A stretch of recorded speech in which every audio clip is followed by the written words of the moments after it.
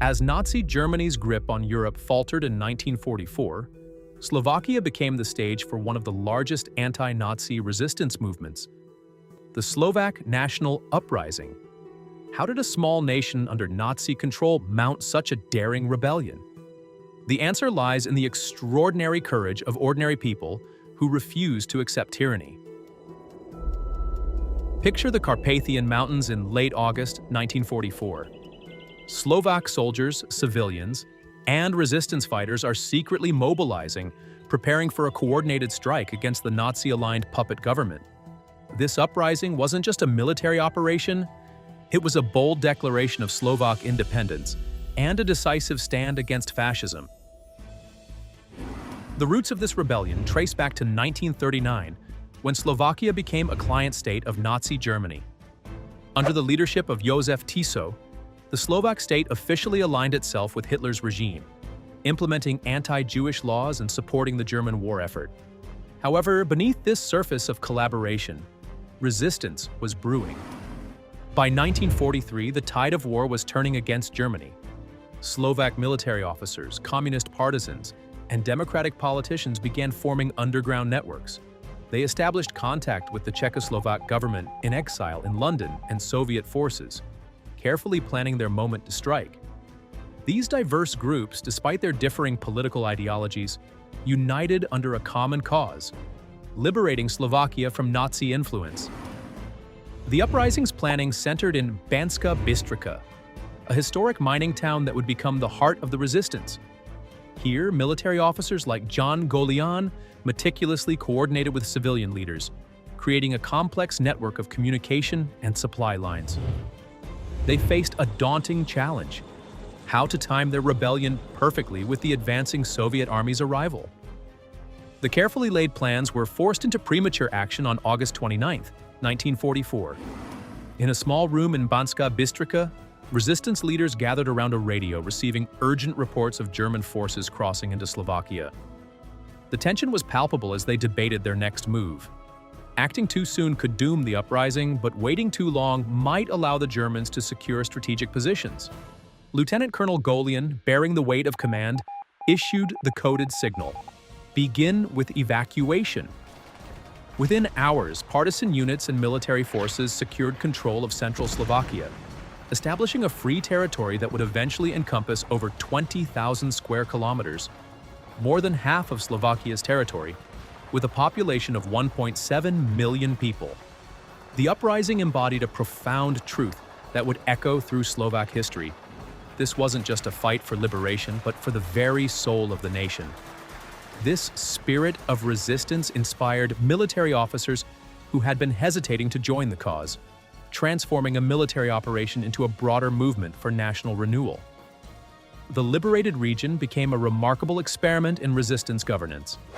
The Slovak National Council, representing both democratic and communist factions, established itself in Banská Bystrica. They implemented policies protecting civil rights, reversed anti-Jewish legislation, and worked to restore democratic principles. This period demonstrated Slovakia's potential for democratic self-governance and religious tolerance. The uprising achieved significant early successes. Resistance forces, numbering around 60,000 fighters, secured strategic positions and helped Allied airmen shot down over Slovakia escape.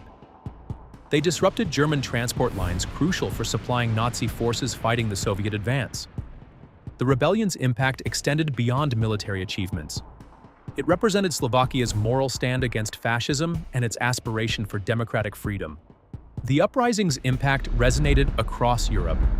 Allied governments recognized its strategic importance, with both Western allies and the Soviet Union attempting to provide support. The Soviets launched the Carpathian Dukla operation, partly in response to the uprising, though the challenging mountain terrain and fierce German resistance made progress difficult. The German High Command took the threat seriously enough to divert significant forces to suppress the rebellion, affecting their defensive capabilities on other fronts. Captain Jan Nalipka exemplified the spirit of resistance when he led a group of Slovak soldiers to defect to the Soviet partisans in 1943, laying groundwork for future cooperation.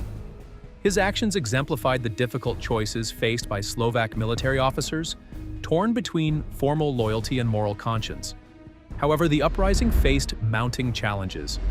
The expected Soviet breakthrough at the Dukla Pass was delayed, leaving the rebels increasingly isolated. German forces, led by SS Obergruppenführer Gottlob Berger, launched a major counteroffensive. They employed brutal tactics against both fighters and civilians, destroying villages suspected of supporting the uprising and deporting thousands to concentration camps. The village of Telgard became a symbol of both resistance and suffering. When German forces attempted to pass through the village, local partisans and civilians fought back fiercely. In retaliation, the Germans burned the village to the ground, but its residents continued supporting the resistance from makeshift shelters in the surrounding forests. The final days in Banská Bystrica were marked by extraordinary scenes of courage and desperation. As German forces closed in, resistance leaders worked frantically to evacuate crucial documents and personnel. Local civilians, knowing they faced severe reprisals, helped hide fighters and equipment. The streets witnessed countless acts of bravery as people helped each other escape, sharing what little they had even in their darkest hour. By late October, the situation became critical. German forces gradually tightened their grip around Banská Bystrica. On October 27th, the city fell, marking the end of the uprising's conventional phase. Yet this wasn't the end of resistance. Many fighters retreated to the mountains, continuing guerrilla warfare throughout the harsh winter of 1944-45, tying down German forces until Slovakia's liberation in 1945. The human cost was severe. Official records documented approximately 3,000 Slovak soldiers and partisans killed during the uprising, with an additional 1,000 dying in captivity. Among civilians, nearly 4,000 were executed in reprisal actions, while others died defending their homes or assisting the resistance. German forces destroyed 93 villages completely and partially burned many more. Over 30,000 people were deported to concentration camps, particularly after the uprising's suppression. Yet even these stark numbers fail to capture the full scope of sacrifice and suffering.